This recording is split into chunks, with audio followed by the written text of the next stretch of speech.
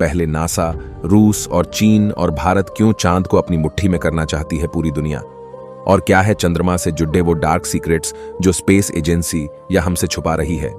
जानेंगे धरती से चांद तक के इस रोमांचक सफर के बारे में, जबकि साल 2024 में नासा भी अपने प्रोग्राम के तहत एक बार फिर वैज्ञानिकों को यानी एस्ट्रोनॉट्स को चांद पर भेजने वाला है और चीन भी जल्द ही एक और मून मिशन करने वाला है।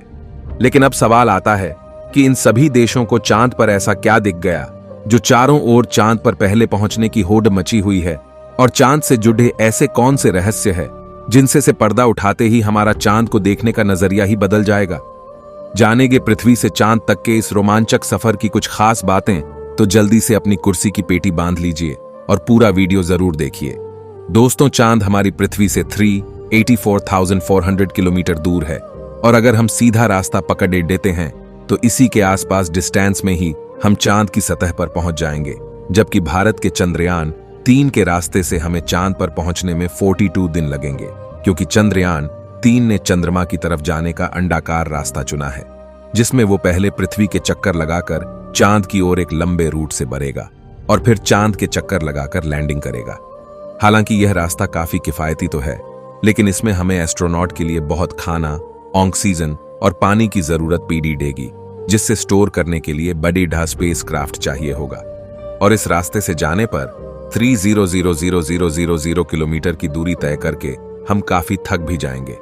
इसलिए चलिए हम अमेरिका और रूस वाले सीधे रास्ते से ही चांद की तरफ चलते हैं, और इस रास्ते से हमें चांद पर पहुंचने में 4-5 दिन लगेंगे। जब स्पेस क्राफ्ट का लैंडर आपको चांद पर उतरेगा तो बाहर आने के लिए आपको सबसे पहले अपना स्पेस सूट पहनना होगा, क्योंकि चांद पर काफी पतला वातावरण है और इसमें सीजन मौजूद नहीं है। इसी वजह से सांस लेने के लिए आपको स्पेस सूट के पीछे लगे ऑक्सीजन सिलेंडर का सहारा लेना होगा। स्पेस सूट पहनने के बाद जब आप चांद की सतह पर कदम रखेंगे तो खुद को काफी हल्का महसूस करेंगे।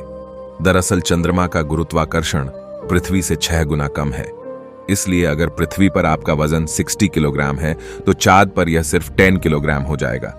इसी वजह से पहली बार चांद पर कदम रखते ही शुरुआत में आपका बैलेंस बिगड़ेगा और आप चलने के बजाय उछलते हुए नीचे भी गिर सकते हैं। इसलिए चांद की सतह पर संभल कर कदम रखना जरूरी है। खैर, अब चांद की सतह की बात करें तो यहाँ पृथ्वी की तरह सीधे रास्ते नहीं बने हुए हैं, बल्कि चांद की सतह ऊबड़ खाबड़ है, और यहाँ जगह जगह पर चट्टाने, पहाड़ और बड़े बड़े क्रेटर यानी गड्ढे हैं। चांद पर यह गड्ढे तो 20 सालों से गिर रहे उल्का पिंडों की वजह से बने हैं, और ये 100 सेंटीमीटर से लेकर 25 किलोमीटर तक बढ़े हैं। वहीं चांद की मिट्टी यानी कि लूनर सॉल बिल्कुल ज्वालामुखी से निकलने वाली राख जितनी पतली है, और इसका रंग भी पृथ्वी की मिट्टी से ज्यादा डार्क, बिल्कुल सीमेंट की तरह होता है।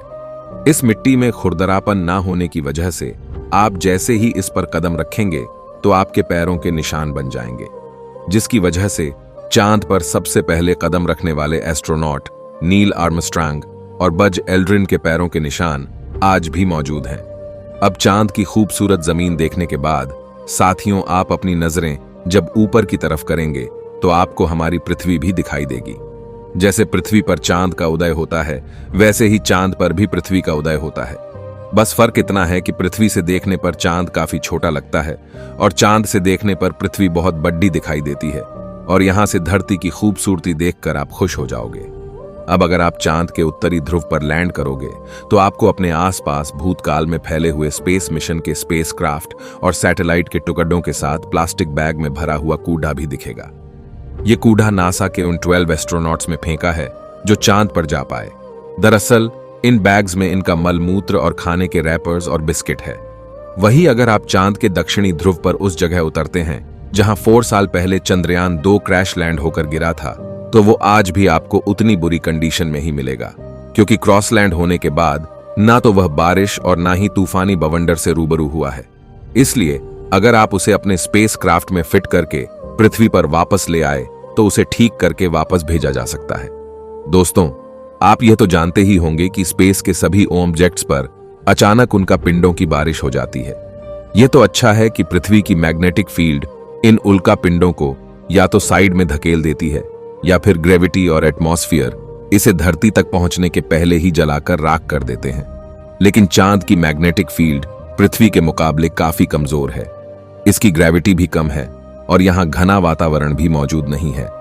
इसी वजह से चांद पर लगातार उल्का पिंडों की बारिश होती रहती है। ऐसे में कोई भी उल्का पिंड गिरकर आपको पल भर में मौत के घाट उतार सकता है। इसलिए आपको उल्का पिंडों पर नजर लगाए बैठे कमांड सेंटर के वैज्ञानिकों से लगातार संपर्क बनाए रखना होगा। अब अगर आप सोच रहे हैं कि आप अपने किसी दोस्त या फिर लाइफ पार्टनर को चांद पर साथ लेकर जाकर गप्पे लड़ाते हुए अपने मून मिशन पर काम करें, तो आपको बता दें कि ऐसा मुमकिन नहीं है, क्योंकि चांद पर वातावरण ना होने की वजह से साउंड वेब चल नहीं पाते। यानी कि अगर आप अपने साथी को कुछ बोलेंगे तो वह आपके होंठ हिलते हुए तो देखेगा, लेकिन आपकी आवाज नहीं सुन पाएगा।